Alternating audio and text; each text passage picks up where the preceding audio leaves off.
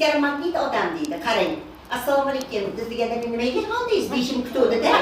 Voy, bemalol kech qolavering. Voy, yo'q, ustoz deyapti. Bilyapsizmi? Nimaga? Chunki bola kech qoladi-ku. Bola kech qolgan mahalda agar hozir ustoz nima kech qolyapsan desa, mana uni aytaman. Agar mana uni desa, mana uni aytaman. Bolada 3 ta sabab bor. Endi qarang, bola kutmagan fikrlaydi. Bemalol kech qolavering desangiz, bola kutmagan-ku. 1 qadam, 2 qadam, 3 qadamda bolaning intellektual klapini ochilar ekan. Bemalol kech qolaver dedimmi?